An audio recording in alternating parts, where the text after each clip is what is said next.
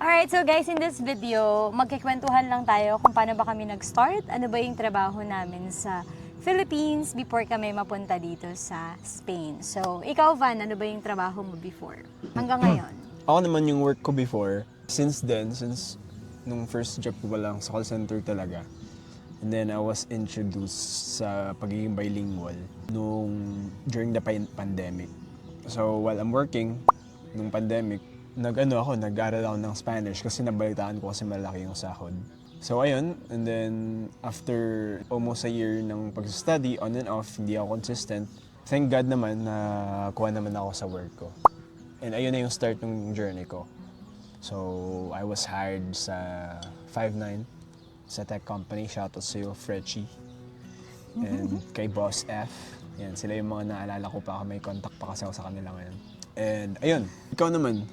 Ako, syempre, I've been in the BPO industry ko. So, kung napanood nila yung video ko before, if yung mga nanonood sa atin ay mga Spanish bilingual na or mga naging estudyante natin, they know na I've been working in the BPO industry. Not in the BPO actually. Siguro sa BPO, 4 years and then going 7 years as remote employee. So, I have my clients outside the Philippines, US, and Spanish bilingual then of course. And then aside dun sa full-time job ko as Spanish bilingual, I do teach Spanish as well online. So ayun, nag-start tayo nung magturo ng Spanish mga 2022. 2022. Ayun. Yes, that's right. So, I started pandemic 2019, nung nag-aral ako ng Spanish. And then, ikaw, nag-start ka 2019 din, no? Self-study. Right? So, question ko sa'yo, ano ba yung natulong ng salary mo as Spanish bilingual? Ano ba yung mga nabago sa buhay mo way back sa Philippines, sa pagiging bilingual mo? Kasi pag nag-bilingual ka, malaki yung sahod mo talaga. So, average kasi is around 50K, di ba? Minimum. Yeah. 50K, tas hanggang umabot ng 6 digits. Yung iba may mga walang experience, pero nakakaya na lang makuha yung mga ganun kalaking salary. So, swerte yan din. It's about luck and hard work. But also, you need to be prepared din. Prepared sa maging interview, sa hiring process. And syempre yung, yung Spanish skills mo rin. So, Yes. nakatulong siya. Of course, malaki. Kasi I never thought sa edad ko na 19 ako na 20 is I can earn that kind of money. So, because when I was hired sa Five9, umabot na around 60 to 70 yung sahod ko. Ganun. Laki na, no? Malaki na ako kasi, Kasi yung galing mga ganun, estudyante ka pa lang.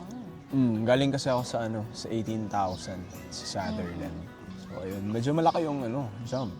And then yun, during that time napaaral ko yung sarili ko. And then nakapagtapos ako ng pag-aaral using my hard-earned money. Okay. And of course, nakabili ka rin ng mga properties mo, no? Oo, mga ganun. Yeah. Yeah. Pero most, kasi parang importante kasi sa akin is about nagagawa mo yung mga bagay na gusto mo. You have the freedom kasi nagkakaroon ka ng ipon, hindi ka na ganun ka-anxious kung may kakainin ka ba bukas, ganun. So you have the money. You have Kasi the yung money, will kasi na, meron no? ka kasing savings. Kasi Yeah. pag may savings ka, kakaroon ka ng peace of mind na pwede kong gawin to, pwede ako mag-off muna sa trabaho, I can take this vacation. Mas nakakadagdag kasi yun sa overall mental health mo. I agree. And then after that, it will push you to become more productive, di ba, sa work. Yes. Ganun. Well, actually, pag Spanish bilingual ka naman kasi talaga, 3 times, 4 times pa, no? Depende kung direct client ka, yung offer mo. Kasi alam naman yan ng mga English agents na yung iba nag-start from 12,000. Like me, I started my salary 12,000 lang eh. No? So, ang laking jump pag naging Spanish bilingual ka, magkaka-freedom ka talaga. Pero, yun nga, bakit ba tayo napunta sa gantong path? Paano ba tayo nag-start? Bakit ba? Alam ko sa ating dalawa, ikaw yung talagang gustong mag-explore. So, madaming nagtatanong, paano ba tayo napunta dito sa Spanya? So, how we started? So yung journey namin sa Spain, super challenging siya. So way back 2023, doon kami na-introduce sa pagiging auxiliar. So meaning ng auxiliar is meron kang option na magturo ng English sa Spain. Yeah. Okay, so it's technically you are working as a Spanish teacher but with a student visa. Ganun yung, parang ganun English yung ano niya. teacher. English teacher. Parang ganun yung ano niya, ganun yung concept niya. And then it's a program that is existing na for how many years? Kasi sobrang tagal na niya. Pero doon lang kami nagka-knowledge ng 2023. Kasi one of my friend, parang nakilala lang namin na parang, I'm not sure, hindi ko na malala kung na-introduce ba siya sa atin or nakita ko lang siya somewhere. Parang feeling ko nakita ko lang siya Parang somewhere. may idea na rin kasi ako before. Tapos napag-usapan natin siya. Hindi ko na siya maalala, pero ang naaalala ko, meron na rin ako idea dyan sa part na yan, pero hindi open yung mind ko na mag-ibang bansa kasi. Pero nung na-open mo siya na maybe we can try, di ba? Parang try lang natin. Basta parang ano, hindi namin alam yung start kung saan namin nakuha yung idea na yun. Pero parang nag-evolve lang siya to become a more realistic decision na gawin namin. So, 2023, nag-decide kami na, sige, try natin. But we're still contemplating, hindi pa kami talaga sure nun, 100% if itutuloy ba namin. Kasi guys, sa totoo nga, kagaya ng nabanggit namin, okay na talaga yung salary namin. Talagang makakabuhay na ng mga 3-4 na pamilya sa Pilipinas. Pag pinag-combine yung salary namin. So, we're talagang hindi namin naiisip na living aalis. comfortably. So, parang hindi kami nag-worry kung may kakainin ba kami the next 2 months, 3 months, 4 months, or maybe isang taon pa nga eh. Pero yun, contemplating pa kami before talaga. Especially ako, ayoko talagang umalis ng Pilipinas kasi okay na ako. But, Ayun. So, 2023, wait, balik tayo. 2023, nag-start na kaming mag-ano ng application process. Pero, unfortunately, hindi kami nakaabot sa deadline kasi parang need na tayo parang eh. time deadline na, tapos wala pa kami ng mga required documents. Yes. So, yung ginawa namin noong 2023 is, yun na lang, nag-start na kami mag-compile ng mga documents. And then, so, yun, nag-take kami ng exam kasi yun lang naman yung makakontrol namin Required. at that time.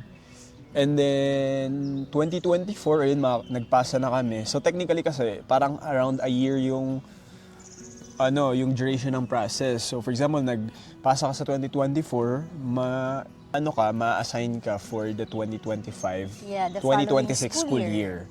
Ganun kasi yung process, matagal. So, ayun, nagpasa kami 2024 and then 2025 na punta kami sa Spain ng September. Yes, last And year. nung di ba, sobrang parang, kasi expect na namin January yung labas ng Yes. Carta de Nombramiento, di ba? Carta de Nombramiento is para siyang approval letter.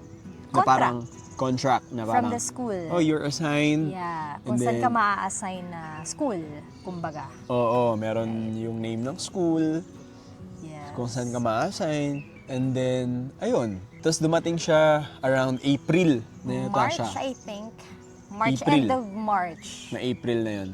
31 yun, alala ko. Parang 30-something. Oo. Oo, ganon. Pero mga first week of April nga siya dumating. So, ayun. So, nung wala pa nung January, akala namin hindi na kami nakapasa. So, we thought na, ay, parang wag na. But, so, parang nawala na siya sa isip natin Wala na, okay na, sige, lang naman, kahit di tayo makapasa kasi hindi rin naman kami 100% sure. Hindi kami 100% parang committed na kukunin ba namin or hindi. Oh, kasi, Ganon. hindi kasi parang ang tagal na nawala. Kasi we're waiting for Guys. 2 months, January, February, March. Oo. Yung school year na mapapasukan namin is for September. Pero kahit pa paano, short period na talaga siya. 'Di ba? So, akala namin, wala na talaga, hindi na kami matutuloy. Kasi dapat January, lumabas na. Pero parang ang late nung distribution nila nung approval nun. Yes, nung contract mismo. So ayun, nag-isip pa rin kami if tutuloy kami. Para sa akin naman, yung mindset ko nun, if hindi man siya mag-work, parang hindi para sa amin, we can go back sa Philippines. Yes. At least try namin. Siya kasi parang ayaw niya. Ayoko kasi talaga, guys. Kasi parang, okay kasi talaga yung work ko sa Philippines. Siya. So parang, nangihinayang naman ako kung i-give up ko yung VA ko for, 'di ba? For auxiliar. Pero, high paying pa rin naman yung auxiliar. Pero, compared to what we were earning, So, medyo malayo siya. But again, kasi we wanna explore talaga. Gusto rin namin maranasan. Ano ba yung feeling na nasa Spanya ka? So, ayun. Kasi as auxiliar, you can only be paid mga ano lang, 1,000 euros. 800 to 1,000 So that's euros. only 70,000 Yeah. pesos. Depende kung saan kayo ma-assign, guys, na school. Kung sa Madrid, Madrid is Mataas na yung pinakamataas na 1,000. Yes. Anong tawag doon sa, hindi siya salary, Stipend. so that's Stipend stipend. yung Yeah. tawag. So, Parang allowance. siyang allowance, yeah. Yes. Luckily naman, guys, yung wish namin na school, yung talagang sabi namin sana mapunta kami, ma-assign kami, is sa Madrid talaga. Ang nangyari lang talaga sa amin is, na-assign kami na magkahiwalay na school. So, north-south kami. Yun yung mahirap nung Yeah. mga time na yun. So, nasa north ako, tapos siya yung nasa south. So, yung challenge namin yan, kasi sobrang laki ng Madrid, di ba? Pero walang problem sa transportation talaga, guys. So, ang ganda ng transportation ng Madrid di ba? So, wala tayong issue doon. Oo. Pero kahit na, Yes. malayo pa rin eh. So, ang naging challenge namin doon is maghanap ng bahay sa gitna ng Madrid. Yes. Kasi kailangan namin na, Meet halfway kami. yeah, Kasi kumbaga parang na-assign kasi siya sa Fairview, sa Quezon City. Ako na-assign ako sa Batangas. Ganon siya, guys. So kailangan namin maghanap sa gitna, which is sa Manila, para fair sa amin. So yung travel time namin parehas is 1 hour. So, but then, yun nga, tinanggap namin yung contract namin. Nakapunta kami dito sa Spanya ng September. Right? So nag-start kami sa auxiliar namin, nag-start kami doon ng September. 9 months yung contract. Actually, parang 1 year, 9 months to 1 year siya. Ang hindi namin expect, guys, kasi akala namin yung magiging schedule namin is 4 hours lang a day. Kasi yung schedule ng auxiliar is 4 times a week. So, 3 days yung off mo. Tapos, sabi nila, 4 hours a day ka lang magtuturo. Yun din yung reason kaya namin pinush talaga na parang okay naman siya, makakapag-work pa rin kami as VA. So, kahit hindi namin i-give up yung job namin, okay lang kasi 4 hours ka lang naman. Pero hindi namin in-expect, yung na-shock kami is meron palang siesta time dito sa Spanya.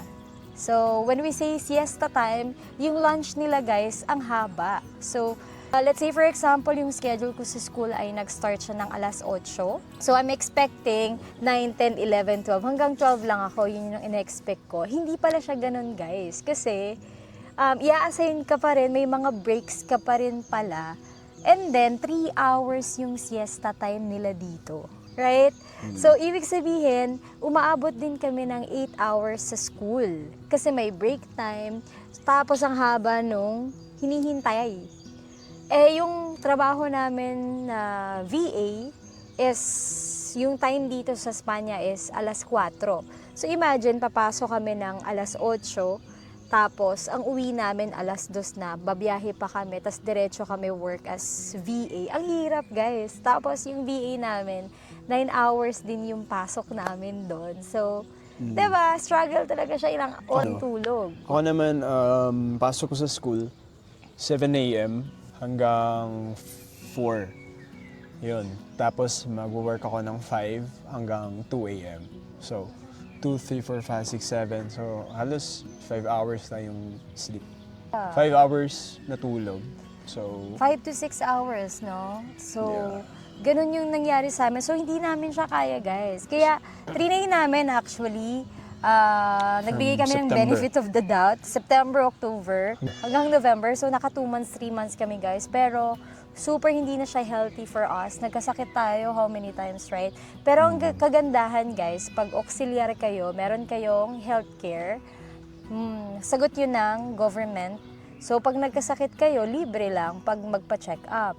Tapos, isa pa sa kagandahan dito sa Spanya, pag may sakit ka, magpapa-check up ka lang, virtual actually. Tapos, doctor yung pupunta sa bahay mo, sa apartment mo. Yung na-experience ni Van, ganon. So, napakaganda ng healthcare. Kaya, nung mga time na yun na nagkakasakit na kami, sunod-sunod na, guys, nawawalan kami ng boses, na apektuhan na yun, yun yung time na parang plinano namin umuwi na lang ng Pilipinas. Right? So, especially ako. Kasi sanay ako sa parang kumpleto pa rin yung tulog kahit papano. 6 hours, 7 hours, 8 hours, ganon. Kaya sabi ko sa kanya, bakit kailangan pa namin magstay dito kung di naman na siya okay for us? So, sabi ko sa kanya, uwi na lang kami ng Pilipinas. But, nagkaroon siya ng idea, since parang nagustuhan na rin naman namin yung culture. Kasi talaga guys, before ayaw namin tumuloy. Pero iba kasi talaga yung feels kapag nandito ka na. Right? So, ang babait ng mga tao, tapos yung transportation, wala kang issue, tapos what else? Yung environment, the country itself, no? Napakaganda niya. Kaya yun yung time na nag-try siyang mag-check ng option namin para hindi na kami umuwi ng Pilipinas. Right? And doon niya naisip na, itry kaya namin mag-apply for a digital nomad visa. Possible pa kaya na makapag-convert kami from student visa to digital nomad visa. So, doon na nagsimula na nag-research na si Van. And since wala rin kaming idea, medyo magulo din yung mga explanation sa online, doon nag-start na magpa-consult kami kay Attorney Marian from Lakbay. So, nagpa-consult kami sa kanya kung ano ba yung possible na pwede namin gawin. And napakabait niya kasi binigay niya sa amin as in lahat ng mga questions namin is nasagot niya. Lahat ng mga doubts namin is nasagot niya, nagawa namin ng paraan na hindi namin in-expect talaga. So, ang galing lang. Kaya, parang doon namin naisip na tama yung naging decision namin na magpa-consult kay attorney kasi ang galing niya. Kaya yun, nag-start kaming compile ng mga documents while nasa Spain kami. Pero active pa rin naman kami sa school that time. So, nag-try kaming mag-apply ng digital nomad visa, which is kailangan ma-meet natin yung requirements sa salary. Yung issue ngayon na bawal ka nang mag-convert from student visa to digital nomad visa. Bawal talaga siya. Bawal talaga Kasi siya. meron ng mga clients si attorney na from student is nagkakaroon din talaga ng issue. Pero along the way naman na-approve, okay? Yeah, naset naman ni attorney yung expectation natin na medyo ano siya medyo tricky siya, medyo challenging siya. Medyo challenging, oo. Pero, why not, diba? Trinay So pa rin ayun, namin. pero tinry pa rin namin kasi parang gusto namin i-fight yung yung Spain life. Gusto Yeah. namin i-try. And then, ayun, ano ba nangyari? So after no, nagpa-consult kami and then nag-compile kami since yung mga documents namin nasa Pilipinas. So luckily naman, yung family namin is nandun pa. Nagpa-help kami sa kanilang magpa-asikaso. Kasi before kami umalis talaga ng Pilipinas, guys, as student visa, nagbigay naman na ako ng mga tawag dito, SPA sa parents ko, sa kapatid ko. So that time, sa kanila ko pinaasikaso yung mga required documents.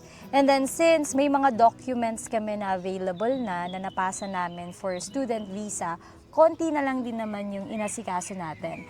Almost lang yung mga inasikaso namin na requirements, guys. Mostly sa company na pinagtatrabahuhan namin kasi kailangan namin ng invoice, kailangan ng proof of income, and then letter from the company na ina-allowed nila kayong mag-work sa Spain. What else? Tapos mga translation and so on. But yun, kung may question kayo about doon, kay Attorney Marian na lang kayo magtanong kasi I'm not sure kung ano yung mga bagong updates ngayon.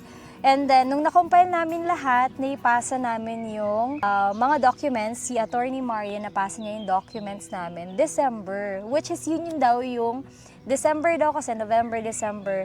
Ito yung mga panahon na medyo tricky yung pag-a-apply ng digital nomad visa, guys. Kasi ito yung parang pinakamaraming nade-decline, nade-disapprove, guys. I'm not sure why, pero parang yun daw yung nangyayari madalas pag nandito tayo sa last quarter of the year. So, ayun guys, ang nangyari sa amin, napasa ni Attorney Marian yung documents namin, mga first week, second week ng November, and then we're expecting yung result ng first week ng December. Kasi normally 20 business days siya. Tama? 20 business days. See, yung max na is 20 business days. If Yes. wala pa ng result ng 20 business days, matik ka na nun, na-approve ka na nun. Kasi meron tinatawag na admin silence. Yes, so na-admin silence kami guys, but akala namin approve na talaga kami that time kasi hindi kami naka-receive ng approval before yung expected time frame namin guys, ng first week of December.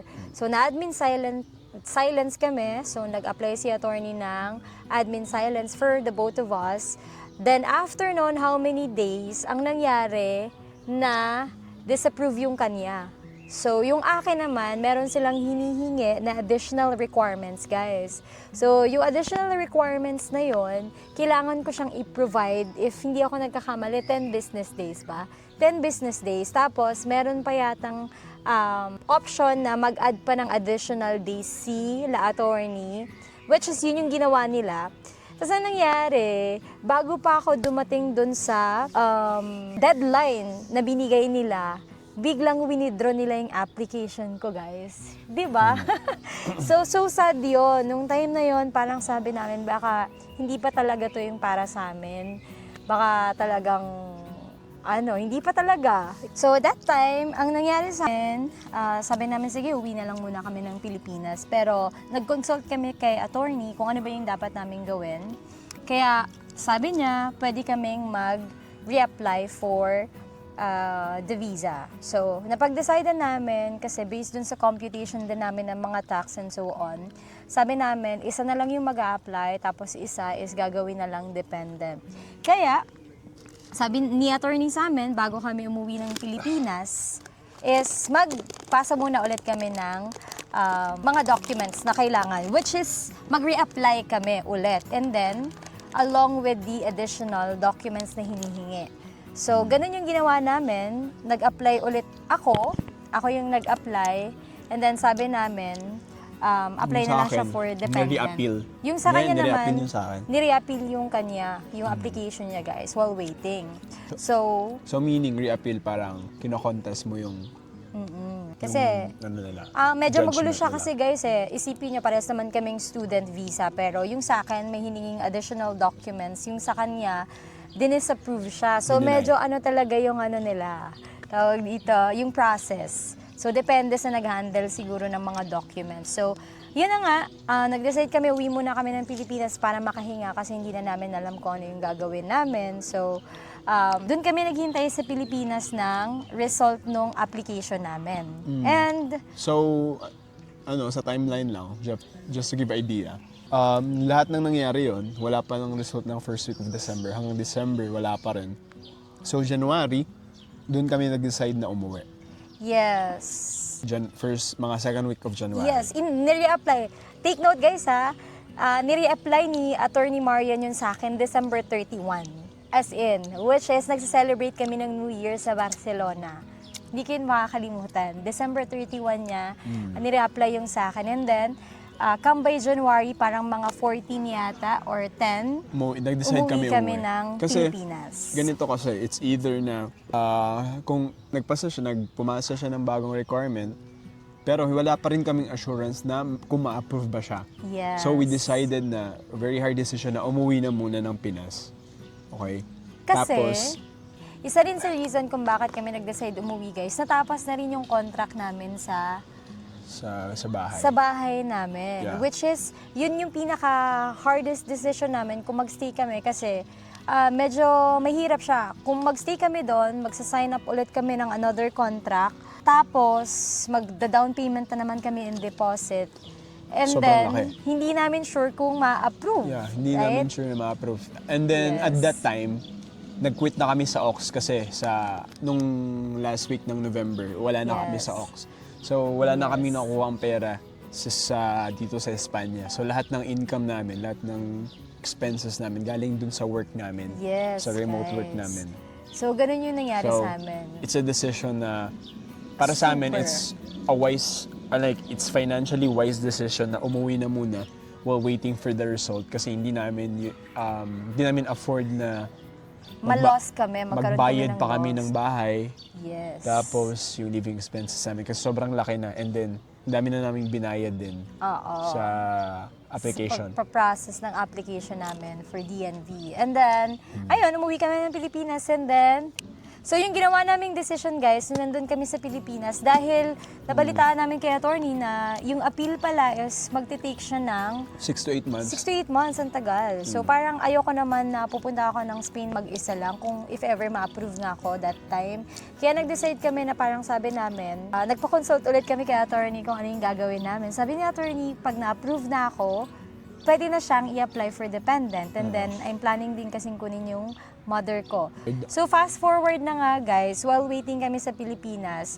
So, yun, luckily, naka-receive ako ng email from attorney na approve na ako. So, hindi ko yun na-expect kasi hindi na ako nag-expect talaga guys, as in. Pero, I still parang sabi ko kay Lord kung ito yung plano mo sa akin, bigay mo. Pero hindi ko siya pipilit. Kasi nung nandito kami sa Spain before, parang pinipilit namin siya na parang ibigay mo sa amin to Lord, ibigay mo. Which is feeling namin, parang pinagpipilitan namin yung sarili namin. Kasi hindi naman talaga siya planado. Yung plan talaga namin originally is to finish the 1 whole year of the AUX program. But yun nga, unfortunately, hindi talaga kaya ng schedule namin. We were compromising our health. Yes. And it's really, hindi siya sustainable in the long term. Hindi namin kaya. Kasi, yun nga, baka mamatay na lang kami dito. And then, we're not enjoying. Yeah. Kasi like, 5 hours, tulog na lang namin. Tapos pag rest day, no? Tapos pag rest day, parang, yun nga, gusto na namin matulog kasi parang wala na kaming energy, ubos na ubos na. Yes. So, it's really hard. So, ayun. Kaya yung nangyari nun, ayun nga guys. So, parang yung application kasi namin is parang it's out of desperation na na magstay sa Spain. Magstay sa Spain. Yes, Ganun. yung unang application. So, hindi siya planado. Yes. So this time, nung na-approve na ako, parang na-feel ko talaga na ito na talaga yung plan ni Lord. Parang 2026 is for us talaga. So, the moment na na-approve na ako noon, na naka-receive ako ng email kay Attorney Marian, yun yung time na nag-suggest na siya na parang, yun nga, pwede namin gawin na dependent siya. Tapos yung mother ko kasi kaya naman, pasok naman yung salary natin. And nag-asikaso na kami ng requirements niya before kami pumunta ng Spanya. Kasi ang ginawa namin guys, sabay na ulit kaming pumunta ng Spain. Kasi yung normal na ginagawa ng ibang nag-a-apply for DNV, nauna yung applicante, and then susunod yung dependent nila pag na-approve. But kami, since meron pa naman kaming valid na visa, Yeah. so pwede pa kaming bumalik, and then meron kaming TIE. So tapos yun guys pala, nung in-apply ko siya for dependent, parang ayaw niya nang sumama. Ayoko nang sumama nun kasi parang na-stress ako, ganun, sa Parang ayoko na mag-asikaso kasi we've been through a lot, tapos na-deny lang application ko, tapos not to mention yung process ng paghahanap namin ng bahay dun sa Madrid, sobrang stressful. So parang yung overall experience ko sa Spain, simula nung September hanggang December is talaga, sobrang hirap, parang hindi ako nag-enjoy. Yes, both of us naman. So parang parang like hindi ko talaga siya nasulit. Like parang nandun lang ako para mag-work, and then tapos yung financially nadidrain ka kasi sobrang taas ng cost of living. So yun, napag-isipan ko dun sa Pinas ako na ayoko na, parang okay naman ako dito. Ganun yung nasa isip ko. Nagkabaliktad naman kami. Kung siya yung dating nag-encourage sa akin na pumunta kami ng Spanya, tas ako yung ayaw. This time, parang ako naman, parang nakita ko na kasi yung Spain napakaganda niya. So yung benefits and overall talaga guys, hindi siya nakaka-stress. Na-stress lang kami dun sa setup namin before. So in-encourage ko pa rin siya na parang this time parang try namin ulit. Wala namang masamang mag-try, right? At least wala kaming magiging regret in the future. So that's where nag-decide kami na sige, let's take bigyan natin ng another pagkakataon itong Spain. And So, kina-convince naman niya na ako na sumama. Kasi, magpapaiwan na talaga ako noon kasi siya Yes. decided na ako naman Magbubook is na ako ng flight, guys. ako naman is hindi na ako talaga parang ayoko na talaga. Pero yun nga kasi parang pag LDR naman is wala na talaga parang feeling ko maghiwalay na ganun. So Yes. syempre ayaw rin naman namin maghiwalay. Gusto namin i-keep yung relationship namin and it's parang imposible pag nasa ibang bansa kayo. Especially pag nasa Spain kayo, guys. Pag pupunta kayo dito.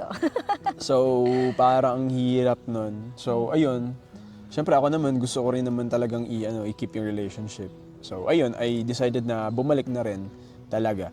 Tapos, parang risk talaga siya kasi I'm still waiting for the result For the nun. result. Tapos, wala pa rin talagang assurance na ma-approve ako. Yes. So- parang ano yata, parang 15 days na. Parang pa 1 month na ulit, guys. So, pumunta kami ng Spanya. Nag-decide kami na, okay, sige, push na namin ulit. Bumalik kami ng Spanya. Pero yung application kasi niya is mag-start pa lang. Kailan yon? Parang pagdating namin or Yeah, pagdating pa lang. pagdating namin, dun pa lang mag-start Oo, ma-apply, mapasa. mapasa ni attorney yung kanya. Ganon siya. So, umalis tayo sa Pinas, 24. yeah, no? 24, 26. Mga 24, 25, Oo. 28, ganun. Mga last week Feb. ng February. Tapos napasa Yes. sa akin mga second week ng March na yata. Yeah. Ganun. So, Ganun as a nangyari. dependent. So, ayun. Fast forward. Na-approve siya, guys.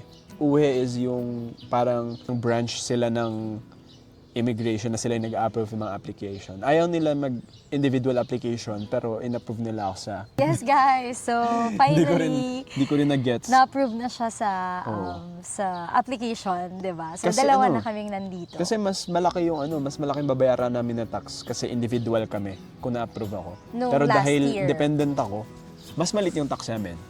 Yeah, mas So, makakasave dalawa kami. na kami. So it's still an advantage. Yes. Parang yun yung plano ni Lord. No? Mas maganda yung plano ni Lord for us eh. Yeah, I can say yeah. Na mas, siya, mas smooth kasi yung pagbalik namin, guys. Like parang Yeah, align na smooth siya. Like hindi namin pinipilit yung mga bagay. Yeah. Ganon siya. Hindi siya pilit. Talagang siya nakaplano. Yes. Kaya ayun, hindi siya ganoon ka-stressful kagaya nung sa Madrid. Yeah. Ayun na nga. Since we're done talking about our visa, so next one is why we chose Salamanca, Spain. So ayun guys, Salamanca, Spain. Kasi, di naman siya planado. Talagang gusto namin sa Gihon kasi may kami sa beach. So yung Gihon is sa northern part siya ng Spain. And, but since dahil sobrang layo, naisip namin na sa Salamanca na lang kami. So paano ba kami na-introduce sa Salamanca? So during the time sa Madrid, may nakalala kami, okay, Filipino din sila, and then yun yung napili nilang location. Okay, shout out kay Aliana at JK. Ayun. So sila yung, tapos dahil nga ayun nag-usap kami, and then parang nagkakaroon na kami ng conversation na nandun na sila, tapos parang pinapasunod nila kami dito ng mga Kasi time may na yun. community na daw dito. Yeah, kasi parang may community. Hindi naman sila ganun kalaki. Konti lang pa lang sila. 8 pa lang. 8 okay. people pa lang sila nun. 8 or 6 pa nga lang sila nun. Tapos, pero kami, wala talaga kaming balak dito. Yes. Gihon talaga. Gusto namin sa may beach talaga malapit. Pero yun nga, since sobrang challenging nung bahay sa Gihon. May mga gamit pa kami. Yeah, may mga gamit pa kami. Kasi may mga pinatago kaming gamit sa isang friend niya. Shoutout kay Nori. Oo, bago kami umuwi ng Pilipinas. At Yeah. shout out kay Father. Kay Father pala. Father, yeah. Siyempre, Shoutout kay Father. with the help of Nori. Kasi Yeah. friend of a friend siya. So, si Father, Filipino rin siya. Oo. So, yun. So, ayun, nag-decide kami na kasi daming maleta na naiwan. Yes. Sobrang hirap ng travel papuntang Gihon, and then hindi pa kami sure if makakita kami ng bahay doon. Kasi nga sa DNV hindi nila alam yung DNV visa. Kailangan kasi dito guys sa pag-rent ng bahay, you need to have a Spanish payslip. Salary, income. Okay? Spanish income, like a Spanish company. If wala kang ganun, sobrang daming requirements. Yes. And it's very hard for us to look for ways kung paano namin ma-fulfill yung ganun. Yes. But since dito sa Salamanca, may kilala na kami sila, yung magjowa. And then, ayun, parang nag-decide na lang kami. And then, malapit lang kasi yung Salamanca. Like an hour or 2 biyahe sa train. Yes. So, nag-decide kami dito. Sige, doon na lang. And Sige, then, dito it's na lang kami. Kasi relatively parang okay naman cheaper siya. dito kasi sa Salamanca yung rent. Yes, sa Madrid kasi. Compared sa Gihon. Hindi, Yeah. compared sa Gihon. So sa Madrid din, hindi namin siya na-consider guys kasi ang mahal talaga ng renta sa Madrid. Parang Oo, isang hindi. room pa lang, 1,000 euro na. Isang room lang talaga guys, as in room tapos shared bathroom, kitchen, and so on. So hindi namin kaya yung ganon if magstay kami ng 2 years. Kaya, yun nga, since nakilala namin sila, nag-decide kami na, sige, mag-ano na lang tayo, mag-Salamanca na lang. Oo. And then, yun na nakahanap kami dito sa Salamanca ng magandang pagstayan namin. So, what else? How much nga ba yung renta natin sa property natin sa Salamanca? So, yung rent namin dito is 900 without yung mga utilities. Yes, 900 guys. We have 2 rooms. 2 rooms, And then 2 1 bathroom. And then yung isa is Toilet lang. toilet lang siya. Pero para sa pag may mga bisita, yun yung malapit sa living room namin. So, napaka-convenient niya kasi super lapit lang namin guys sa lahat. Like 5 minutes away kami sa Gran Via, sa Plaza Mayor, sa Yeah, nasa sentro. Nasa sentro talaga. In short. Yes, tapos bagong renovate pa yung Yeah. mismong Modernize flat yung namin. bahay. Modernize Yes, siya. ganda niya at napakalaki niya talaga as in. Kaya na-in love kami. Pero, suntok sa buwan din yun guys. Medyo ano rin yun eh, 'di ba? Dapat hindi natin siya makukuha. Yeah. Yes. But Kasi kasi yun nga, ayaw nila na, may yung DND kasi hindi pa siya ganun ka-known sa mga city sa Spain. Sa Madrid, yes, pero sa mga smaller, hindi pa siya ganun. Pero medyo alam na nila kasi ang dami ng Pilipino dito. Yes. So alam na nila. Connect alam na nila. guys. Kasi nga Yeah. maliit lang siya. Parang siyang isang baryo. So alam na nila, alam na ng mga agents. So that real time estate parang agents. dapat hindi namin siya makukuha eh. Pero alam nyo, ang advantage kasi namin sa ibang mga Filipinos na pumunta dito is marunong kaming mag-Spanish. Yeah. Yun din, napaka talaga, laking tulong nun. Kasi sa Idealista, isa siyang app kung saan pwede ka makahanap ng mga bahay. Para siyang Airbnb app. Yes, but for Pero apartments. Exclusively for Spain siya. Meron Yes. pala sa ibang, alam ko mayroong Meron yata ibang sa iba, country. pero Pero country din. Spain talaga yung most na alam ko na yun yung app na yun. Doon sila nagpo-post sa mga piso for rent or Yes. apartment for rent, ganun, flat for rent. So, doon kasi hindi ka nila ini-entertain most of the time if Chat lang. mag-chat ka lang. So, you need to call them directly. Yes. So, ang ginawa ko, lahat ng mga nakita kong prospect na mga bahay na pwede namin puntahan, na maganda, na gusto namin, and then, yung price, maganda naman for Yes. its appearance. So, tinatawagan ko na diretso. So, and then, that way kasi mas i-entertain ka nila. Kasi yung mga Spain, hindi sila ganun kalakas mag-chat. Yes. Mas gusto nila yung call, Call, yung either mabilisan. call or voice Yes. message. Ganun sila. Yes. So, tinawagan niya, since marunong nga kami Yeah, mag-Spanish siya. tawagan ko and then nasa Madrid pa kami that time kasi bagong dating pa kami. Yes. So, ang ginawa namin, nag-rent kami sa dito ng Airbnb for few days and then thankfully naman after 2 days, hindi na namin kailangan mag-extend, nakuha na namin yung flat. Yes, guys. So, ang bait nila.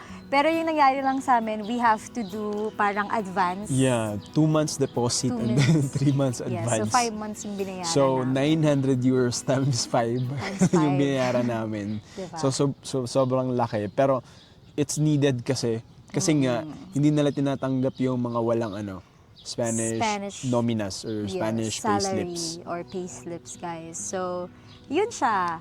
Kaya, yun, malapit kami dito sa park kung saan natin sinushoot tong video na to. Alright, so, what's the best part of living here in Spain? For you, ano ba yung feeling mong best part Well- living here compared to what we have? Well, para sa akin, Spain, generally is you have the option na mga ganitong moments, meron kang opportunity na to walk, okay? Hindi ko na i-compare yung weather sa Pilipinas tsaka sa Spain kasi iba naman talaga. Pero yung meron kang maayos na walkway, magandang daanan para sa mga tao, friendly for disabled people, is napakalaking ano na yon, napakalaking privilege na yun para sa atin na na-enjoy natin yung pera, okay, kung saan napupunta yung tax natin.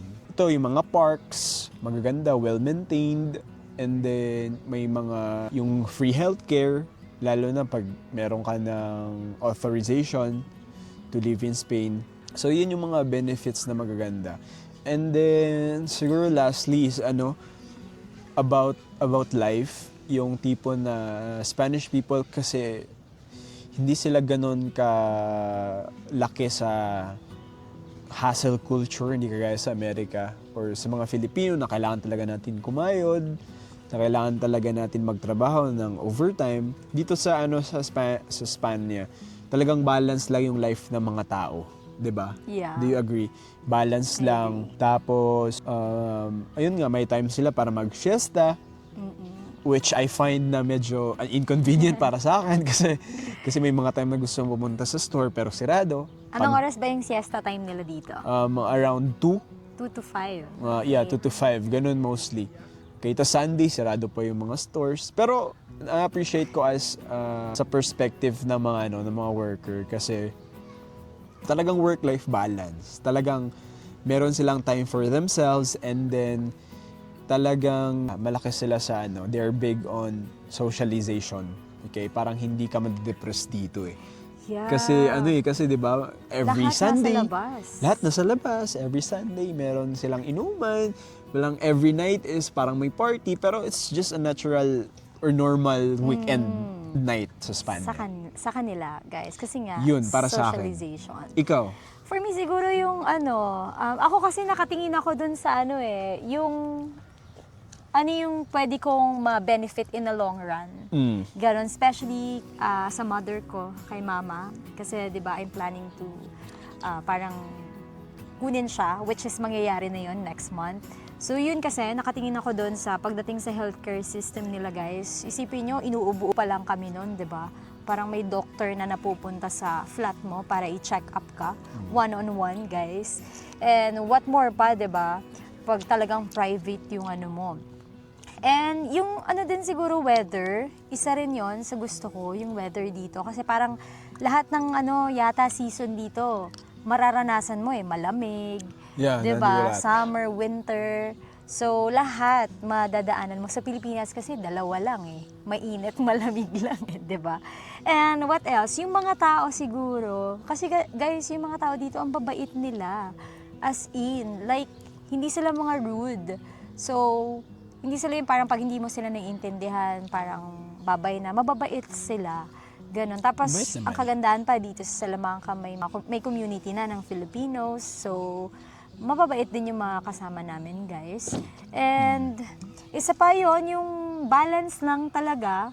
Parang dito na-feel ko na parang talagang nakakapagpahinga ako. Sa Pilipinas kasi, way back then, parang yung tulog ko 4, 5, minsan parang minsan nauudlot and so on. Parang dito, balance siya in a way na nakakapag-gym ka, tapos nakakatulog ka ng 8 hours. Parang sa akin, suwak kasi yung work namin dito, guys. Kasi yung work namin sa Pilipinas, parang 12 a.m. to 9 a.m. Dito kasi yung pasok namin, alas 3 ng hapon, guys, hanggang alauna. So imagine, makakatulog ka ng madaling araw, tapos pwede kang gumising ng alas 9, alas 8. Yeah. Maganda siya. Kaya parang for me, yun, balance lang at saka parang slow life lang talaga siya. Yeah, slow Parang life di ka mape-pressure Kasi sa Philippines kasi parang kailangan may ganito ka, kailangan ma-achieve mo to. Kailangan So, may kotse ka. oo. Ganun. Dito, parang wala hindi ka sa sinasabing parang wala kang pangarap. Pero parang makukontento ka They're sa contented. life Yun mo. yung napansin ko sa mga Espanyol. Kontento Yes. sila. Parang hindi sa mo life. kailangan magpayabangan na may ganito Yeah. na ako, mayaman ako, ganito. Hindi. So dito, as long as kaya mong mag-get by every day, Yeah. parang okay siya. Yun yung nakikita ko rin. Ganon. Talaga like simple lang sila. Ganun. Yes. Wala silang fancy cars. Yes. 'Di ba? Yung kasi importante sa kanila is yung family eh. Family talaga, guys. Family, yung Socialization, outing. friends. Drinking outside. Yes. Ganon siya. And yun siguro yung masasabi ko na best part. Thank you so much guys for watching. Sige, panoorin niyo muna kung paano ko siya tinalo sa badminton. See you next time. Bye-bye!